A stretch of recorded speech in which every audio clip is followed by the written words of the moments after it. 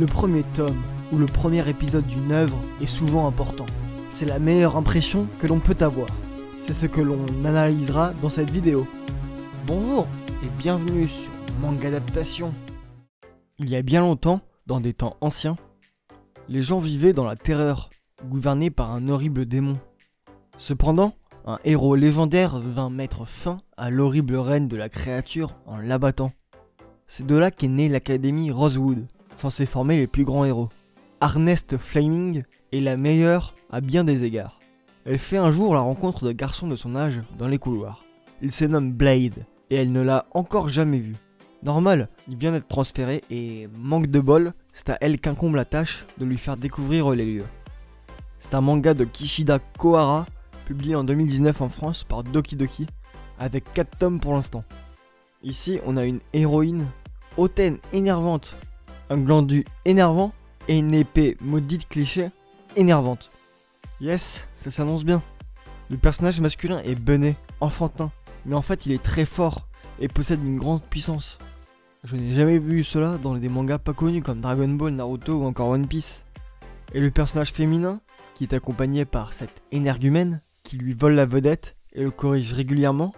Heureusement que ça ressemble pas du tout à Fairy Tail. En plus, il y a pas mal les mêmes défauts, comme des personnages qui prennent des bains tout le temps, qui se retrouvent à poil très souvent. Ils sont vraiment très sales.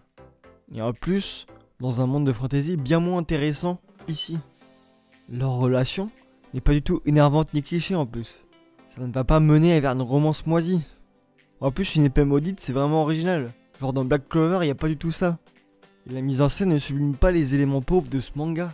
Et c'est triste. En bref, un récit basique, cliché, mais cela reste un peu correct. Il s'agit d'un crossover mélangeant les personnages de 4 franchises les plus populaires du genre Isekai. Overlord, Konosubarashi Sekai ni Shuku Fuku Yo, Re:Zero, Kara Hajimeru Isekai Seikatsu et Yujo Senki. Les personnages seront représentés sous la forme SD, donc super difforme. Si vous voulez savoir ce que c'est, il faut regarder ma vidéo sur Osamu Tezuka. Dans cet animé, un mystérieux bouton apparaît dans chacun de ces 4 univers, envoyant tous ceux qui l'actionnent dans un nouveau monde. C'est un animé du studio Puyukai de 2019 et terminé en 12 épisodes. Alors déjà, je n'ai regardé aucun animé en lien avec cette œuvre. On n'a du coup pas trop de réintroduction des différents univers, mais je mets cela sur le compte que cette œuvre ne m'est pas destinée. Mais cela n'excuse pas le fait que ce soit aucunement drôle, alors qu'il essaye.